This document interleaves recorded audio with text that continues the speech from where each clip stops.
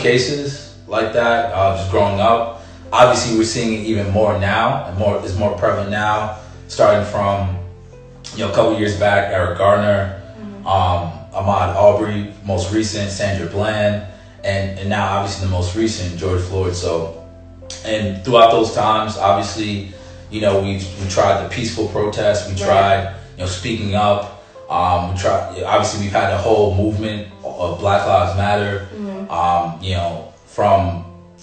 From professional sports teams, entertainers that have been speaking up on these issues.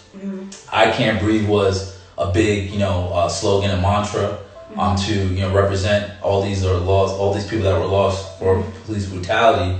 But now I just think, we've had enough. Yeah. And as an African American man, as a black kid growing up in the Bronx, and one day I want to have children of my own, this is going to be the world that we're going to be living in. Right. And to be completely honest, it's fairly recent since the last time we seen something exactly like that, like a knee on a guy's neck choking him to death, like, you know what I mean? So whether it was like hands choking or a knee choking, but we saw like fairly recent in our history. So I think all of those things compiled together, with the economy, with the uncertainty of your health and your benefits and your insurances and things like that, it left people with the idea of like fend for myself, you know what I mean? And like once the opportunity was created, like that's how people reacted. Like it was a combination of outrage and here's an opportunity for me to secure some kind of asset for a future that's uncertain to me, you know what I mean? Yeah. And civil rights, like, a lot of things, we have marches and all of this stuff, but like we rioted, in this civil rights era. And like during the 60s, we rioted for like 7 days straight or 6 days straight. It was like a vow that we'll riot for a weekend, and God's created havoc on the streets very similar. And it was like $74 million in damages. And on day 6, they gave us civil, you know what I mean? So, like, the devil's advocate is like, like, sometimes you do have to take matters into your own hands, and there's an overturn of what societal rage. Like, the popular opinion of society is what always drives these changes throughout government and society. There needs to always be a fire to propel you into some type of, like, intense action. And I think that the George Floyd event, and particularly the fact that it was videoed, I think there's a lot of power in this generation's, the fact that this generation has technology, other generations have not, right? So the fact that we're able to record and put it in a way that's unquestionable, right? Lit a fire in people. And I believe that protest does contribute towards change. I think that there's power in numbers, like you heard me say to Kevin. It's something I 100% will be a part of.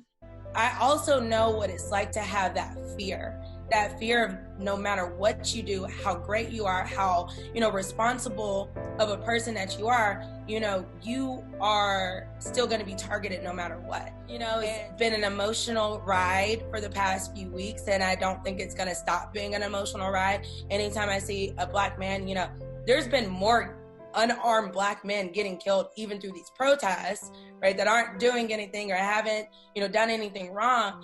And I don't want that their names being drowned out. Voting that's going to create the change. It starts in the home. It starts in the curriculum. It starts with open forums. It starts with these corporate companies still understanding that this movement is going to continue. Because I think that's the thing, right? Right now it's great. Everyone's all together for the most part. But what happens whenever we stop talking about it? It's just going to go back to where it needs to be. So it needs to continue, and it needs to have this progression for a long time for it to really fully click. I think a lot of people don't realize this, but to think that change doesn't have to happen is ironic in its nature. We're only so old as a species. We're developing every year, and there are problems. Like, there's problems in every facet of society, no matter what part it is. And if there aren't people that are willing to stand up and protest and riot and cause a scene and upset people, nothing happens.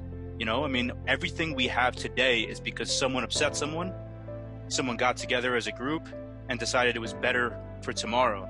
This whole thing about people getting upset to the point where, and people getting so much pain to the point where they feel like protesting or doing something, or like breaking a window or whatever. He said, it's almost like you punch my brother in the face and he's standing right next to me. You punch him in the face over and over and over. Eventually I'm going to do something. Who you think I'm just going to stand there? Who you think I'm just going to keep on walking? Eventually I'm going to do something. And then now we're doing something. And certain people are waking up, but we need to wake up as a whole. So I think it's just creating more dialogue,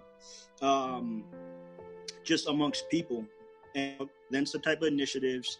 Then obviously putting more people into office that, you know, can pass some laws that's going to be for everyone's benefit, and then just moving up the ladder. It has to start, I think, with just conversation and dialogue and acknowledgement, because that's the biggest thing. After you get past racism, you then need to know how to treat each other as people, regardless of skin tone or so. Because when you take let's say America gets past its racism, right?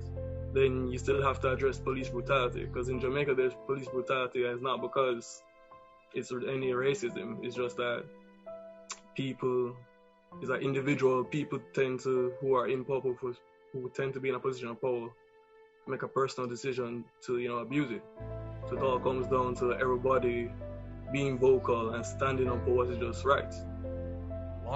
Let's say you're not one of those that express themselves online. I guess the best thing you can do is to at least express it in other ways. If you do not express it in any ways, then how can we expect change, right? So